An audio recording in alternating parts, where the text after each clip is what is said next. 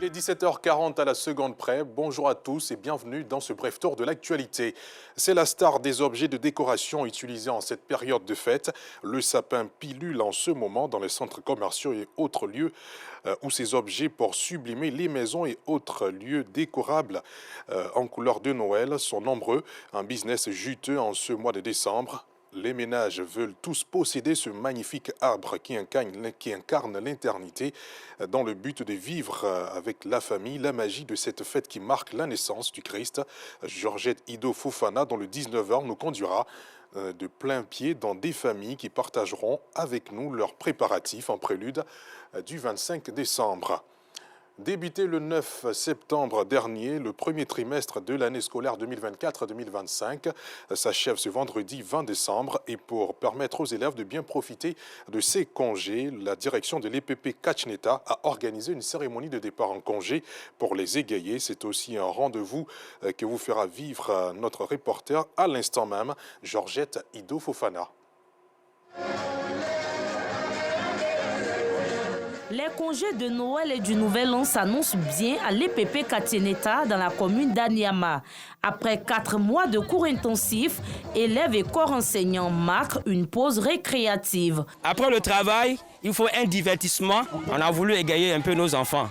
Et c'est pour cette raison que nous allons organiser cette fête-là, à l'honneur de nos enfants. Au menu de cette célébration, des jeux et concours de tout genre.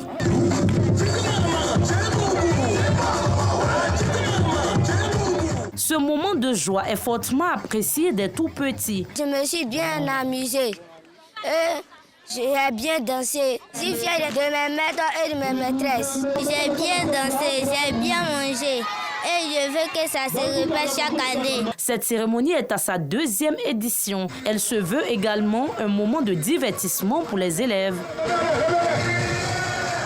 Dans la prochaine édition du journal, on vous demandera de nous accompagner dans le centre du pays, dans le Béquet précisément, où la direction des eaux et forêts de la région accompagne les populations dans la protection des forêts sacrées.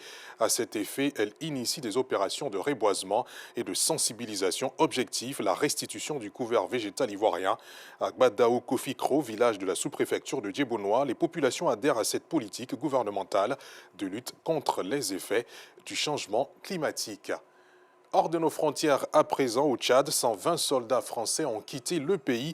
Ce vendredi, les 10 soldats ont décollé cet après-midi de l'aéroport militaire de N'Djamena à destination de la France. Cela fait suite à la décision de ce pays du Sahel de mettre fin à 60 ans de coopération avec la France. Et puis, plus tôt ce matin, l'Ukraine, précisément Kiev, a une nouvelle fois été touchée par des frappes russes. 5 missiles balistiques interceptés par la défense antiaérienne ukrainienne ont blessé une douzaine de personnes et fait au moins 11 morts.